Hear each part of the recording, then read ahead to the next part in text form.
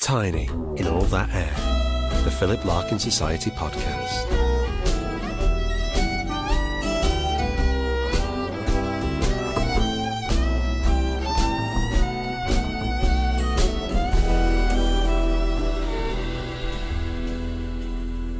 Hello and welcome to Tiny in All That Air, the Philip Larkin Society podcast.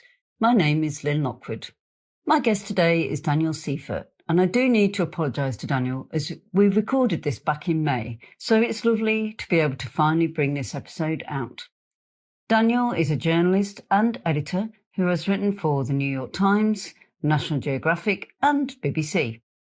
His poems have appeared in Poetry Wales, Rattle and Terrain. He lives in Singapore and tweets at Dan Seif Writes. Daniel brings a fresh perspective to Larkin as a poet who is still discovering Larkin and the world of poetry in general. Daniel chose two excellent poems that we haven't looked at in great detail on the podcast before, Days from the Wits and Weddings, and Two Guitar Pieces, which was written in Wellington in 1946 when Larkin was just 24 and has clear echoes of W.H. Auden and T.S. Eliot.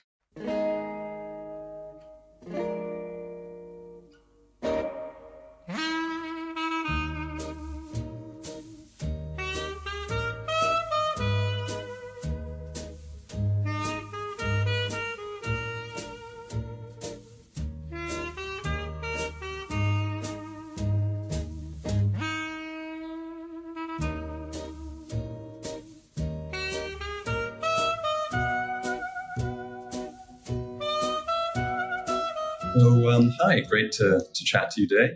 My name is Daniel Seifert. I'm a writer, editor, freelance journalist, all-around word lover who recently came to Philip Larkin. I've loved literature all my life, but only in the past year or two have I reversed my lifelong hatred of poetry, and Larkin was the key that unlocked that door, is the short answer, and happy to talk more about the long answer.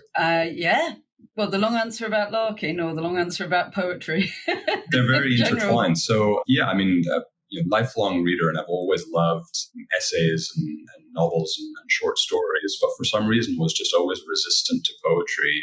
And thinking about, I don't know whether I'm sure you have thoughts about this, the way that poetry is taught in school, where it started kind of very suddenly, just around the age of maybe 12 or 13, where you're kind of taught, you're presented with maybe a Seamus Heaney poem or something like that, and just taught to kind of dissect it immediately. And you skip over the appreciation phase immediately. And it's kind of almost turning off the aesthetics and, okay, well, this is what alliteration means. Where do you find alliteration in the poem? So, unfortunately, that kind of, it just almost confirmed my apathy or antipathy against poetry. I remember actually in almost the very first lesson where we're learning all these terms, and I used the phrase to my teacher that, I think analyzing poems helps us unlock the secret meanings. And he was a great teacher, but he kind of gently said, no, poems don't have secret meanings. And 22 years later, I think I still disagree. I think the beauty of poems are so intensely strange and personal, and all of the hyperbole that is said about them, I think, holds a ring of truth, that they are in a way these kind of magic spells in the way that, an Orwell essay or War and Peace are not. They're both amazing pieces of literature, but I do still think, and now with some of the Larkin poems that we'll be discussing, there are lines there that I intensely love and kind of devour. It almost does feel like that tangible sense of eating these words and chewing on them and trying to almost, in the way that you dissect what a Michelin star chef does, and say, I love this, and I still don't understand how it works. And that is that's great. That is part of its magic. I don't want to kill the thing by understanding the thing. Yeah. I used to be an English teacher, and it makes me feel really sad to hear what that teacher said to you and the impact it had on you. And I think I try very hard to kind of explore poems with the kids and say to them, what do you think? And there are maybe there are hidden meanings, maybe there are secret meanings, maybe you get a meaning that nobody else gets, and it's not a meaning that the poet meant, but that's equally valid. And I think, I'm sure I probably said things at times that perhaps weren't the most helpful, but I think if you give children and young people a chance to own the poem for themselves and to validate what they say as much as you can, then I think hopefully I think I enjoyed teaching poetry, and I found a lot of youngsters liked it because I think I gave them the chance to own the poems for themselves and tried not to tie them down too much to one interpretation. But, teaching is a difficult job, and if you've got pressure to get kids through exams and things like that, you can find yourself tied up in knots a little bit. Is there from your experience, what I would love to hear your POV on what do you think can be improved in the way that youngsters in particular, but really the whole population, can be introduced to poetry, made to appreciate it, not have this sense of almost slight intimidation? Yeah, I think it's funny because my mum always says she doesn't like poetry for the same reason that, you said, this idea of not liking to pull things apart, not liking being made to feel that you've got to dissect poetry. And I think that's maybe the experience she had at school. But when I take her to events where there is poetry, she enjoys it.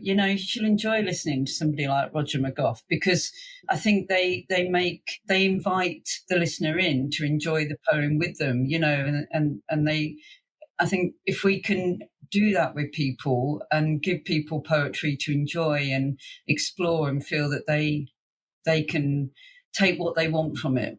I mean, I think schools at the moment, in the UK in particular, the exam systems have sort of gone a little bit back in time almost, and they have become very content driven. And young people now are really having to do all the where's the alliteration, where's the metaphors, in granular detail, in perhaps a way that they didn't have to do for a while back there in the sort of 80s and 90s. Things were a little bit kind of looser for a while. And I do think that's a shame. I'd like young people to come out of school really loving poetry. It's a skill for life, isn't it? Feeling confident around poetry. And I'm so grateful that love has happened, and not to get too poetic about it myself, but I think the rewarding life is one where year by year you can pick up new passions. So, intensely grateful for Larkin having done that. And I think the process that really began that is, again, quite multi-stage and multi-chapter. I'm an avid podcast listener, so for several years I've been listening to a British comedian called John Robbins. He does a show called The Ellis James and John Robbins Show, and they are very opposing characters. And John Robbins, who I believe studied literature at Oxford or Cambridge, he'd probably be very annoyed that I said both of those. It was very much one rather than the other. And he would often talk about his love of Larkin in particular and almost quote lines. And I remember one line in particular where I can't remember which poem it was, but it was the one about trees. The trees are coming into spring. The trees are coming into bloom, like something almost being said. I've no doubt butchered that line absolutely, but it was that moment where I'm listening to the podcast, maybe doing the dishes, and that line just, I think, maybe did what that famously Emily Dickinson quote is, took the top of my head off in a sense, and it just is that kind of meter and that little nugget of words that I then just started to chew on, and it would come to my head. So that was, I suppose, the first salvo, but it then sort of lay dormant again. And then recently, a couple of years ago, I took a sabbatical from my work as a sort of all-around writer at a marketing agency, and did a master's degree in creative writing, which was an amazing course because it was really explored all of the modalities, nonfiction, personal essay, short stories, novels, and a semester on poetry.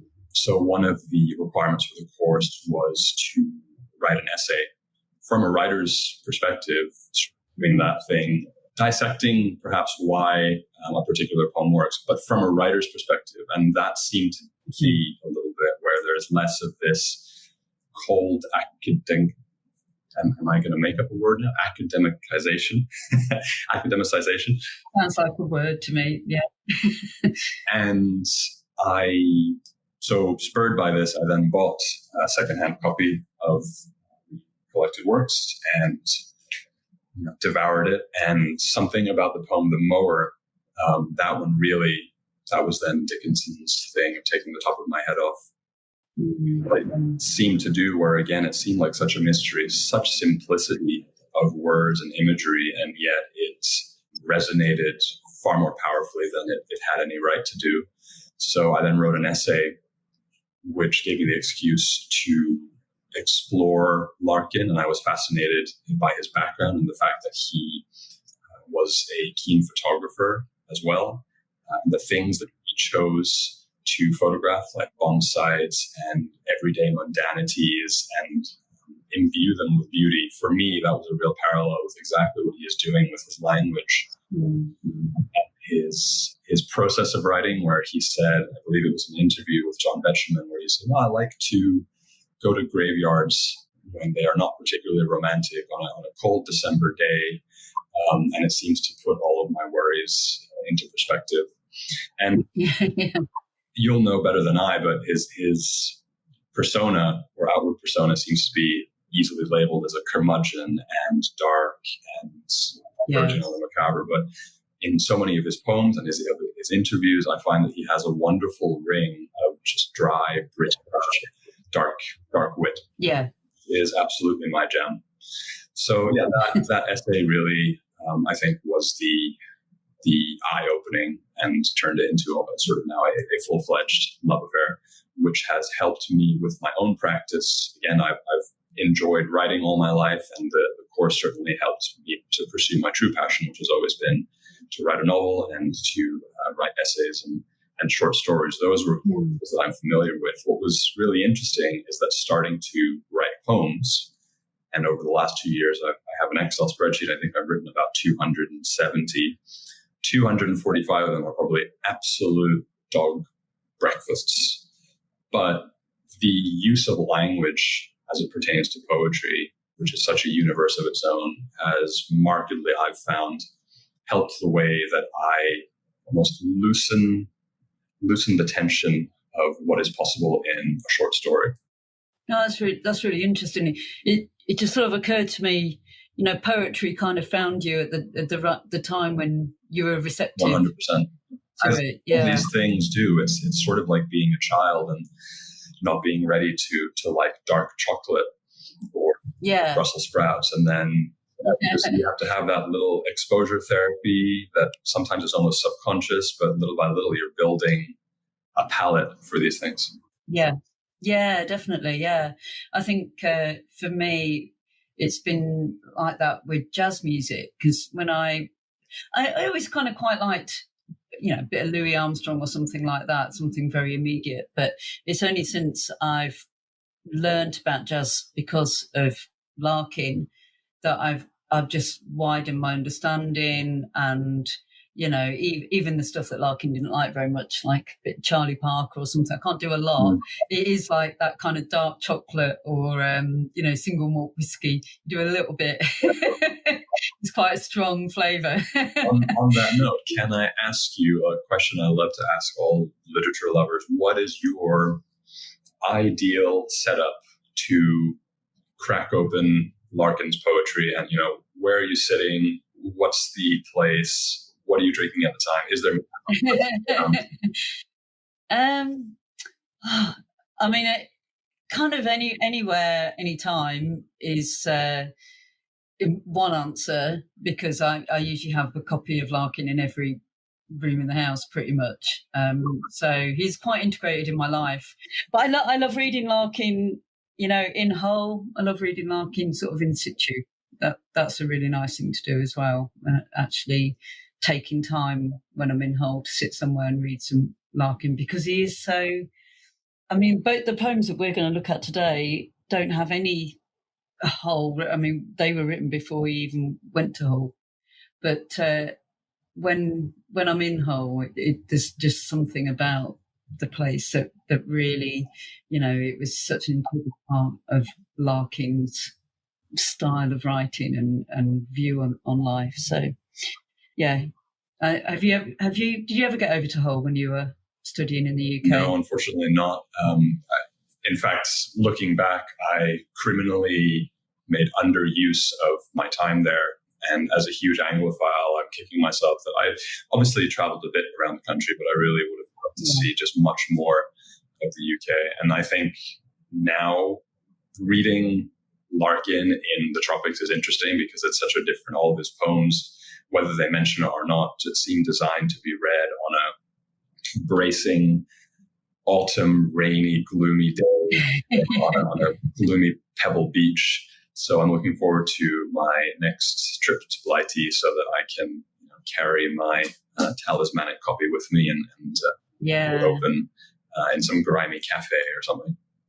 Definitely, yeah. And you can go around Hull and go and have some fish and chips and go and stand outside the City Hall and go and see the university. And yeah.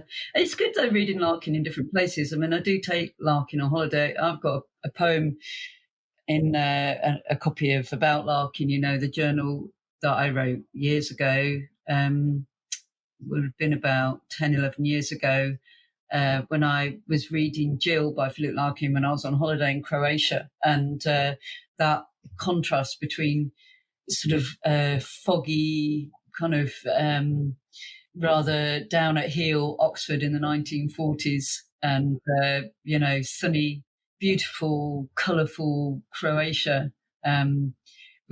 it definitely made a big impact on me. So I don't write a lot of poetry, but that did inspire a poem for me.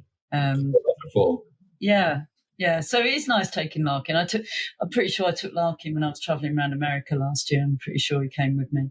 He's always there. He's always there in my mind. I do read other poets, and I do enjoy other poets. When I was a teenager, I really loved T.S. Eliot, and I've got my selected poems with me from when I was at school because of two guitar pieces, because it kind of brought Eliot to mind.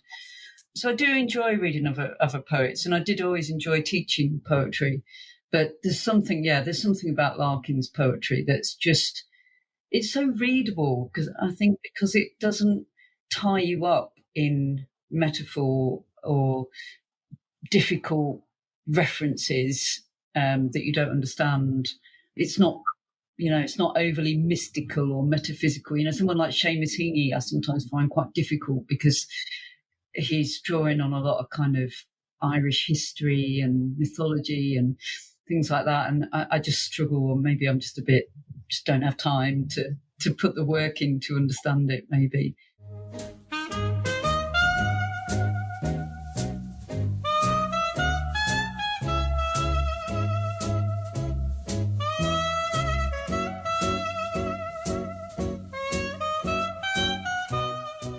So how did you come across two guitar pieces then?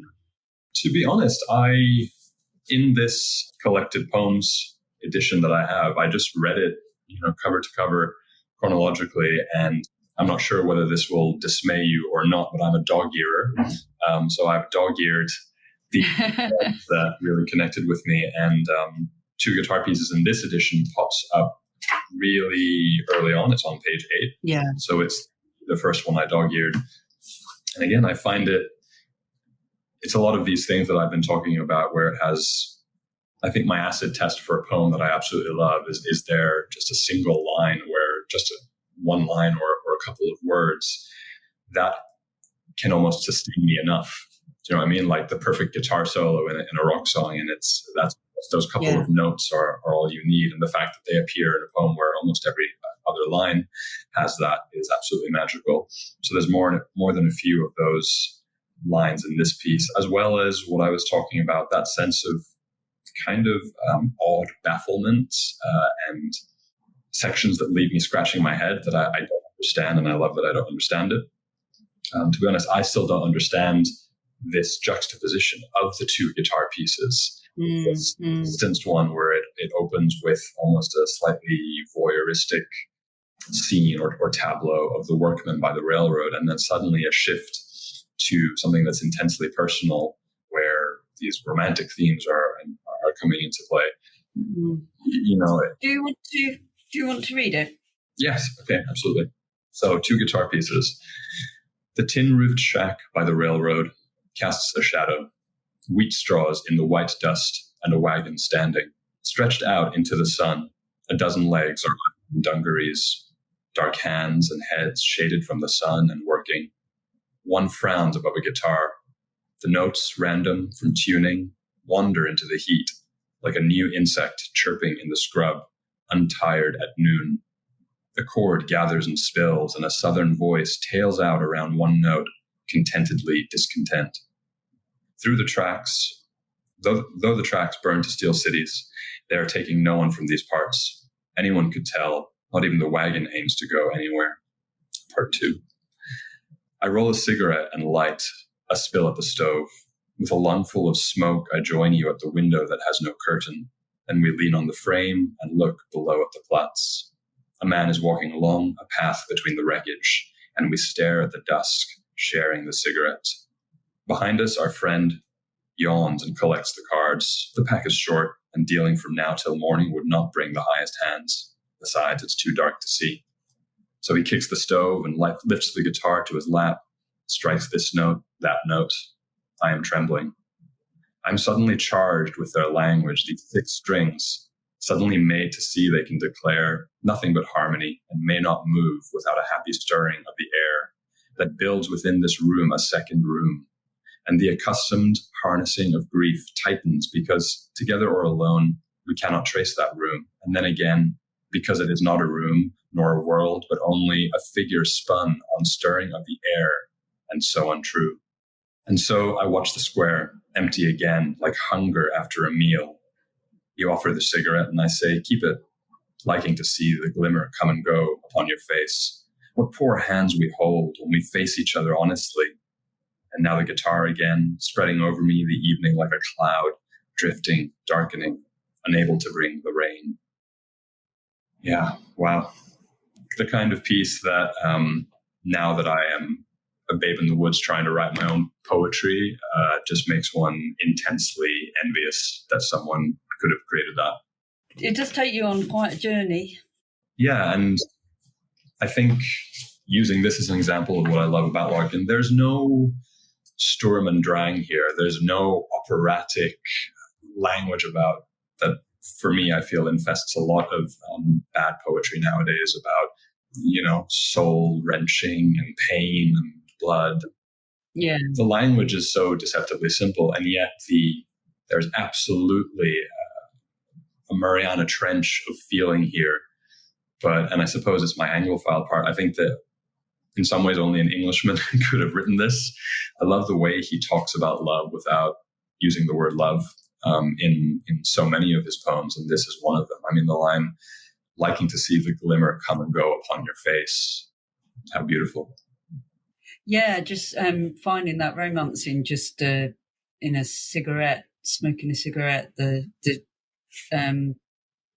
ritual around smoking cigarettes and the kind of intimacy of sharing a cigarette and how cigarettes link your face and your hands and that kind of movement between the two. I think now in the kind of post-cigarette world, vapes don't really have the same they don't really have the same effect. But kind of, especially in the 1940s when this was written, when you think about those old black and white movies where everybody was smoking, weren't they? Everybody was sharing a cigarette. Yeah, and I think you're right. It's quite film noir in a way. Yes, yeah. Yeah, and I just love, the whole section where he's talking about the guitar notes starting, and I talked about the power of just a couple of words being enough to sustain. I think a happy stirring of the air that builds within this room a second room. I think there's that shock of recognition of so difficult with music to try and explain why we love it, and we so often resort to just, it's just so great. I love it because I love it. But the fact that good music can build within the room a second room, and that room kind of being inside you, is, again, it's talking about almost spiritual and mystic things, but in a way that doesn't feel pat or resorting to almost easy mysticism. Yeah, that's a really, really good point. Yeah, because Larkin was very passionate about, obviously about jazz music from when he was a teenager, and there's a number of poems that he wrote that talk about music and the kind of transformative effect of music. And I'm thinking particularly about broadcasts that he wrote, much later in his life, about listening to a radio broadcast of classical concert and knowing that his girlfriend Maeve was in the physical audience of the event, and Larkin's listening on the radio at home, and it's very magical process of the music kind of transferring from the hall through the radio into his flat, and just all the feelings that entails for him. Yeah, for Sidney Bechet and reference back, there's lots of poems about what music makes him feel, but this is a really nice early one. That image of the building within this room, the second room. Yeah, and the other one that is so amazing. And so I watched the square empty again, like hunger after a meal. I feel like, a good simile is hard to pull off, because, again, you have to tread that line between familiarity and something that feels like it hasn't been said before. And likening an empty square to, the empty stomach, essentially, like hunger after a meal.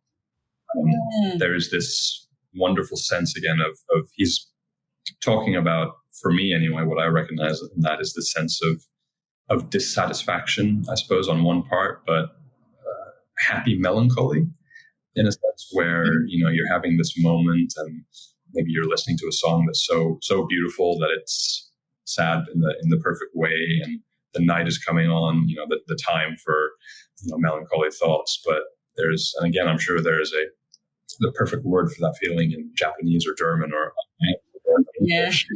Yeah. But I think where we don't have that one word, this poem is that feeling for me. Yeah. There's the Larkin, the sort of Larkin-esque language in there. He wrote this in 1946, so he was only 24 when he wrote this, which is why it's quite near the beginning of the Anthony Thwaite collection, because he put them into chronological order, and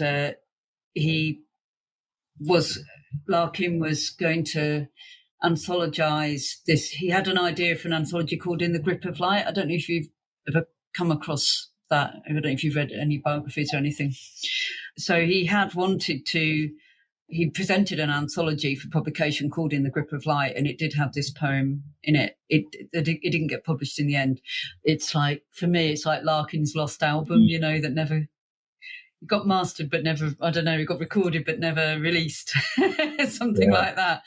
Are there manuscripts of his poems where, maybe not for this poem, but for others, where we see early drafts and things that he changed? Because I always find that fascinating as well, where a single phrase was maybe deemed not to be quite right and then is changed. Yeah, there are. And in Archie Burnett's collected poems that I've got, the complete poems, sorry, he does give you notes on all the changes of drafts.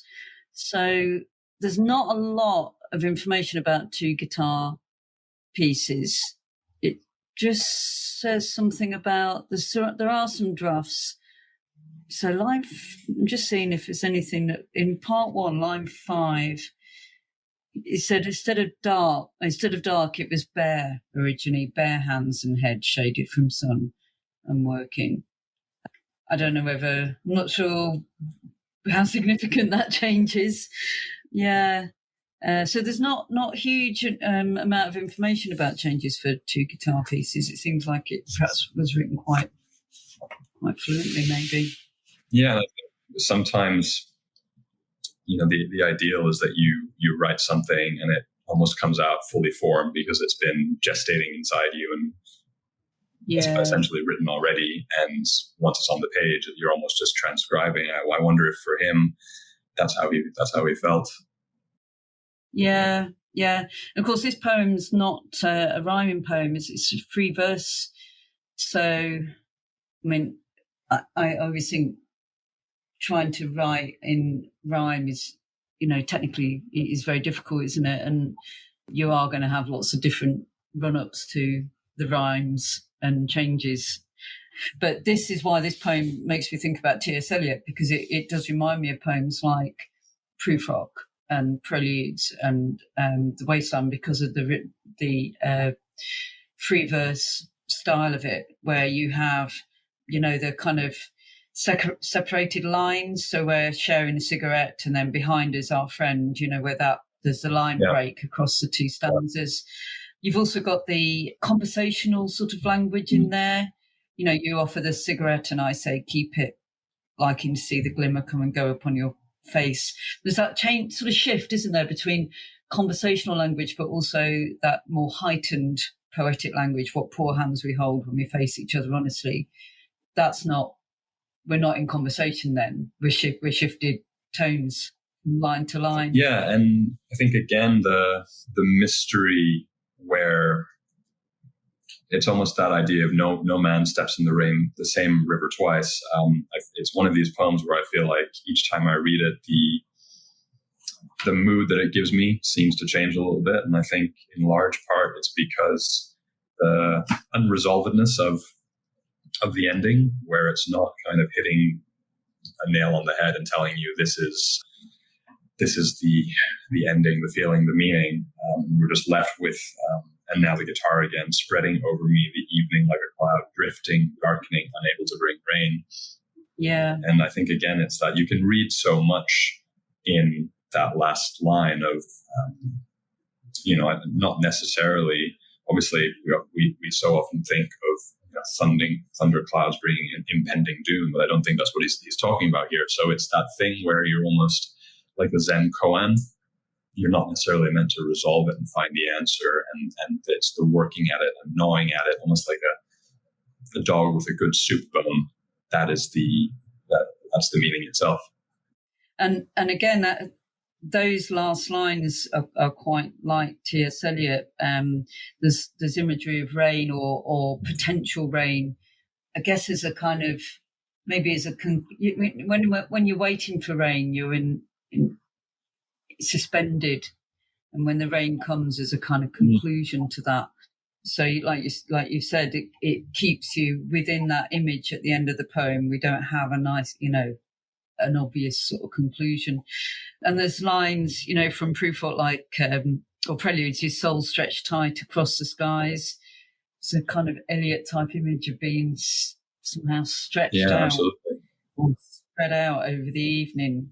Very some strange perspective on the world, especially when you start. That's very Larkin-esque, actually. The beginning of part 2, I roll a cigarette and light a spill at the stove. Like, we're inside, we've got objects, we've got a cigarette, we've got a cooker, we've got a physical room, but at the end, we're outside, we're in the sky, we've transcended the business of smoking cigarettes. We're in a different place. Yeah, and I think it's his sense of the finding the beauty in the mundanities of every day, because I think it taps into moments that we've all had where you're cooking some baked beans on the stove and you look out the window and you see something across the road and it just kind of grabs you and you have this weird feeling of kind of connecting yourself back to life. I don't know how to put it, but these kind of moments where you're almost shocked into you've been on autopilot all day, and an image that reminds you that you are a living being, and this too shall pass. Yeah. I know when you said earlier that one of the first poems you read by Larkin was the Mower, and I think that was one of my early poems by Larkin. I never studied Larkin at school. I never studied Larkin at university. So I just bought a copy for myself as a reader, as a, 16, 17-year-old. And I remember coming across the Mower and thinking, have I just read a poem about killing a hedgehog? Have I actually just read a poem about killing a hedgehog with a lawnmower? But how is that a poem? Why is it? It really made me think, like, what is poetry? What actually is poetry about? And it is about, like you say, that sort of transcendent moment, that every day that takes you into a different world. Yeah. This poem, the more I look at this and the sort of corresponding feelings that it awakened in me reading it, the more I think that some of my recent poems, and one in particular that I wrote, was kind of subconsciously, at least probably influenced by two guitar pieces, not necessarily in obvious corresponding ways, but almost this sense of the curmudgeonliness of him, but kind of almost writing a poem to try and work out what you find meaningful and beautiful about life. Yeah. One of them, I think, that I sent was called When You Are Levitated. Oh, yeah. Yeah. Do you want to read that? So, When You Are Levitated. This poetry thing is a young one's game, something you inflict upon the world, preferably before the springtime of your 20s runs out. Poetry is turning the sod, turning bad moments like coins into the head of a queen, one you throttle and rub in your pocket. A dirty ghost rattling the bars of a Faraday cage, deathless. You want a word? Deathless, when you are levitated by an uppercut and afraid of crash landing. Instead, tether your wrists to commuting ducks, a lost balloon, anything, so you can keep floating, urgent and free as pollen in the warming air. That's what we are talking about. A young one's game, something to keep winter away. So that's that image of poetry is turning the sod, digging up and seeing things afresh. Yeah, and it's funny because I talked about almost the very first time I was introduced to poetry, and probably the only poem I then remember studying when I was 12 or 13 was Digging, Seamus Heaney, where it's that image. They are, digging in the earth and the sod. So it's funny, and that was long before I even appreciated poetry. But clearly, we collect these things and these words and these imageries. So I'm glad. Thank you for this talk, because I had not made that connection before. One of the very first poems I ever studied, seems to have that image of the act of digging. Yeah, that's a great poem. Yeah, so I can see in your poem there, When You're Levitated, that it's that being levitated then is writing the poetry. Is that how you see you kind of levitate yourself? Yeah, and I think for me, I like the idea of playing with the very earthly, literally turning the sod, but these imageries of what poetry is almost working through often things that have happened in my day. So it's that cheesy stereotype, but so true, that you write things to figure out how you feel, and poetry more than anything helps me do that. So writing a poem, reading a poem is me almost this physical act of kind of rubbing a coin like a worry bead. Yeah. Through that rubbing, that it almost becomes more beautiful because you're working at it. And if we're talking about how I think Larkin has influenced me, I do feel like some of the language that I've used here, it borrows from Larkin's things, if nothing else, that I can certainly imagine him saying. If nothing else, like the opening line, this poetry thing is a young one's game. You probably know better than me, but that feels like something he would say after a pint or two. He was he often wrote about aging and the fear of aging, and feeling like you've just, like I think we all feel from time to time, that kind of life's passed you by a little bit, and the youngsters are out there doing everything a lot better than you ever did. Yeah, and I guess it's the poem is also maybe my love letter a little bit to the act of writing, because there is that sense when you have been struggling to find the perfect phrase or unlock a story. Yeah. It does feel a little bit like... It's interesting like what you were saying earlier about how many poems you have written since you started writing, and your kind of reflection on maybe seeing it like an apprenticeship or something, and seeing, that you're saying you think perhaps only a small number of them will be poems that you will carry forward or feel, Absolutely. say what you wanted them to say. Because Larkin was in a similar sort of place when he was writing 2 guitar pieces.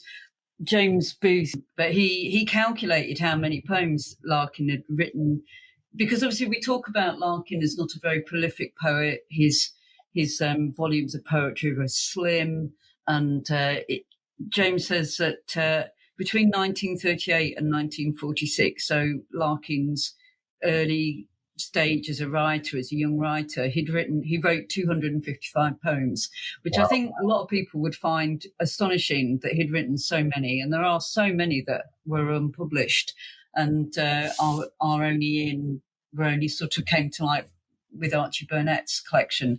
But then between 1946 and 1982, so if you like, the kind of start of his serious career as a writer from 1946 onwards, he only wrote 176. So originally, I just think it's fascinating, in that first rush of 6 years of writing, he wrote 255. And then after that, in the next, 40 years, he only wrote 176. So it just slowed down and became much more painstaking and much maybe harder, I don't know, but Did he ever share why that happened? Was it because I know he kind of declined as well, right, and was a heavy drinker, and became even more so. He certainly he's very, very self-deprecating in all his letters, and he'll often say, "This poem's rubbish. This is a little thing I wrote. This is no good. I don't know why I wrote this." So it's sometimes hard to get a sense of what he genuinely felt about individual poems. Certainly as his health declined and he moved out of the flat in Pearson Park and moved into the house, he did say he felt his poetic muse was leaving him. And I mean, he was probably only in his 40s or 50s when he started to say that. He was relatively young when he was already saying, I think it's I'm coming to the end of my time as a poet. But again, letters, people write, letters they're not like affidavits in court, are they? Letters are expressions of how you're feeling. You want to make people laugh. You want to, or whatever it is you're doing at that time. And so I think whatever we read in Larkin's letters, we just have to be careful, how we see that, because we're not here to read his mind or... Yeah, and to probably mash together a couple of quotes, "We contain multitudes," right? And there was someone who said, "I contradict myself very well. I contradict myself." So, that was maybe it was how he was feeling that day. Yeah, and who he was writing to. And when you think the last poem that one of the last poems he wrote was "O Bard," which for many people is his greatest poem. Well, you think, well, the muse didn't really ever leave him. Not entirely, because he still had that poem inside him. But yeah, it's very interesting how he writes as a letter writer anyway about his own poetry. It's definitely quite self-critical. Yeah, and I collected a few screenshots just for our chat about, I think actually his poetry, there's a lot of humor anyway, but certainly in interviews, I do feel like his kind of cranky avuncular wit really, really comes through. There was one, I think it was an interview in the London magazine in the 60s. One thing I do feel a slight restiveness about is being typed as someone who has carved out for himself a uniquely dreary life, growing older, having to work and not getting things he wants and so on. Is this so different from everyone else? I'd like to know how all these romantic reviewers spend their time. Do they kill a lot of dragons, for instance? Yeah. He's very, seemed to be quite suspicious of the kind of poetry business. Shall we have a look at Days then? Because that was the other poem that you picked. So it's great. It's a great choice alongside 2 guitar pieces, because 2 guitar pieces is quite geographical and takes us, I think, maybe to United States, perhaps in part one, and then maybe somewhere in bombed out Europe in part two in the 1940s. I have no idea where we are in days, and it's a brilliant poem because of that. Yeah, it almost, we can talk about it more after we read it, but for me, it's almost like a biblical parable. Yeah. Do you want to read it, or shall I read it? Shall I read it? Yeah, I'd love to hear you read it, for sure. Okay. No, it's nice and short as well. Days. What are days for? Days are where we live. They come, they wake us time and time over. They are to be happy in. Where can we live but days? Ah, solving that question brings the priest and the doctor in their long coats running over the fields. Again, there's these little kind of marshmallows of lines that you just want to chew over. Where can we live but days? I feel like that, if people do know Larkin, then that's 5 words that kind of spring to mind. That question, which again is not designed to be answered. There's a whole, entire philosophies and religions, Buddhism, I would say, or mindfulness. Yeah. They are encapsulated in that line. Where can we live but days? This is what we have, so make the most of it. But there is still some kind of social context. Obviously, the priest and the doctor in the long coats running over the fields. It does make you. It does feel to me almost like pre-war, like a different world. Yeah, and for me, I love the comedy of it, and I think this is one where it certainly could be read as a kind of hair-tearing pain to, the existentialism of life. But that one line, and it so easily, I think, could not have been in there, but saying that the priest and the doctor have their long coats. Yeah. A bit of kind of slapstick commedia dell'arte to it. Kind of over the field, and the things are trailing past them, and that these are such revered positions, and yet their vestments are flapping all over the place. Running over the fields, it's not where you expect to see priests or doctors, is it? It's a very startling image, definitely. And it's quite cheeky. I think it's turning godlike figures in themselves and saying even they don't have the answers. And even now that, I kind of mentioned that each time I read them, I see something new. I've always read that as, when you picture that image, I've read it as the priest and the doctor are kind of running towards the problem, or they're running to kind of come and give an answer. But, it could just easily be that they are running away from the question because they are our friend. They have no clue because they're mere mortals themselves. Yeah, I sometimes think, are they running to stop you finding the answer to that question? And they're like, oh no, we don't want them to know. We want to keep that a mystery for ourselves. That's just for the priests and the doctors to know. We're not going to let you. We don't want you to know. We have on the Philip Larkin Society website, we have a daily poem that's a little short analysis that scrolls through every day that people have contributed to over the years. And Days is one of them. And I was reading the person that had written about Days this morning, and she said she found that the humour in that final image, and she compared it to a British sitcom. I don't know if you've come across Father Ted. So yes, the Irish priests who live in the house in the middle of the fields on the island. And I thought, there is a Father Ted element to that.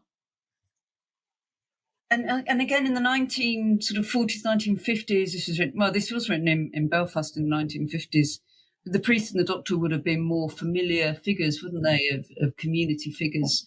Mm-hmm. And I think now, I don't know about what it's like in Singapore, but in the UK, it's pretty difficult to even physically see a doctor. We don't get into doctor surgeries, and they don't come round to our houses in the way that they might have done back in the 1940s and 1950s. But they still had that mysticism to them, I think, that magic to them, that they hold knowledge, don't they? Yeah. And I think this is such an interesting poem because, in a way, helps me to recognize my writerly sins, which is that I often want to maybe write a first draft and then, how can I add a cherry on top? What can I add here? Can I add a verb?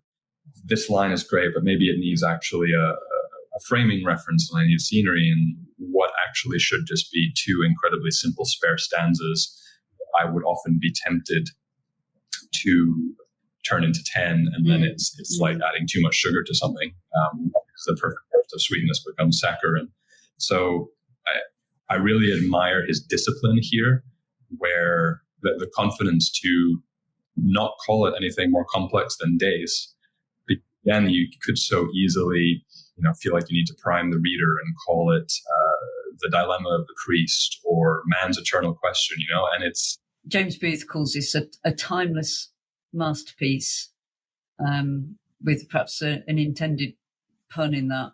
And I think I would absolutely agree. And it took a long time for Larkin to, he put it into the Wits and Weddings, but it had been written early enough to have gone in the Less Deceived. So it's like he wrote to Monica Jones that he said, don't take it seriously. Again, it was one of these where he said, I don't know what it is, just a little thing I've written. But it didn't, it clearly didn't, he couldn't put it behind him. And it's almost like it took him, 10 years to work out it was a great poem and worth putting in a collection. That line, they where we live, they come, they wake us time and time over.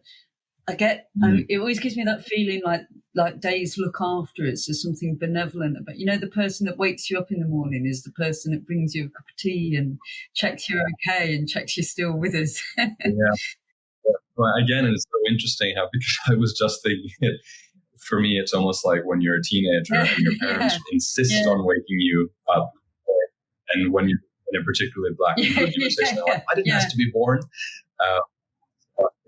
You kind of say, like, oh, what a bother. It's, must we continue this dreary day after day? My God, what a torture to be alive. Happy in. I mean, that's a good thing to say to a grumpy teenager. There's a writer called M.W. Rowe who wrote a book called Philip Larkin, Art and Self, and it's got some nice essays about Larkin in there. And one of them I really like because it's called Larkin and the Creepy. And there's a little bit of that in Larkin. We did do a horror Larkin podcast a few years ago, and we looked at O'Bard and If My Darling, which is a very sort of creepy, almost like an Alice in Wonderland type poem. And Rowe brings up this poem because he talks about the image of the doctor and the priest running over the fields. There's something actually a little bit creepy and a little bit sinister about that. And he compares it to the ghost stories of M.R. James, who was a Victorian Edwardian ghost story writer who often writes ghost stories set in rural settings, set in by the seaside or in kind of isolated villages in Europe and things like that. And there are a lot of particularly Edwardian men being chased by sort of faceless demons across fields. That's a kind of typical M.R. James image. And there is some, we know that Larkin read some M.R. James when he was at university, and he had some friends who were interested in M.R. James. And so... Yeah, I think again, it's what's not said, but each time I think, or I'd love to hear what your experience is, but I feel like depending on my mood, I will then imagine that field as very different. So when it's highly comical, it might be kind of a spring day and becomes a bit farcical. But if you're coming to the poem in a different mood with some darkness inside you because you're going through a difficult period, suddenly you're imagining that field with foreboding clouds in the background in a desolate landscape, and it becomes a bit more like a kind of waiting for Godot. Absolutely, scene. yeah. And I think that's the sort of the magic of the simplicity of the language, that you can bring in the different settings and a different tone. It's so open to different ways of reading the poem. Absolutely, yeah. And the priests and doctors do appear in Larkin. I mean, he does write about. He has the poem Ambulances, and the building is the long poem about Hull Royal Infirmary. And he wasn't in the best of health, I think, through most of his life. So doctors were quite regular in his life. But I think it's not really. There's obviously there's nothing autobiographical, because this poem just is exists in a little world of its own, doesn't it?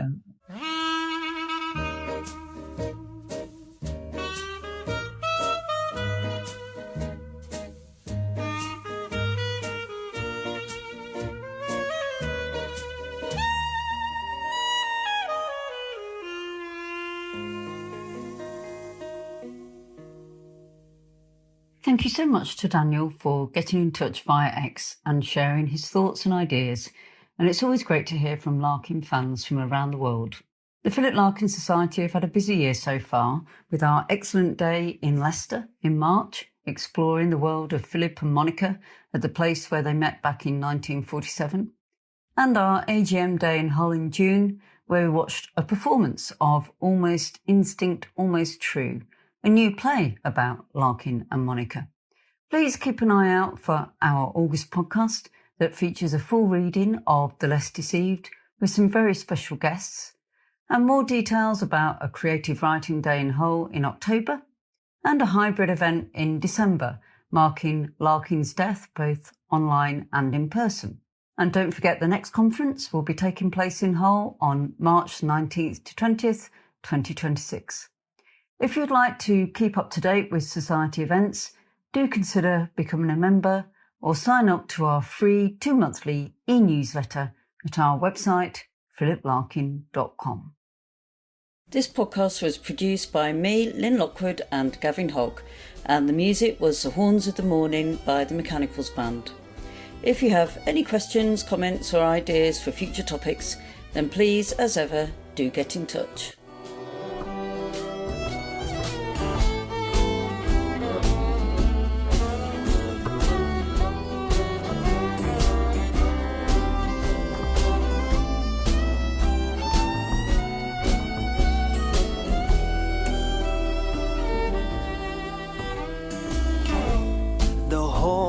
Of the morning are blowing, are shining.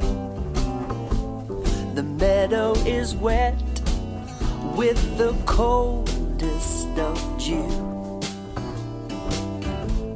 The dawn reassembles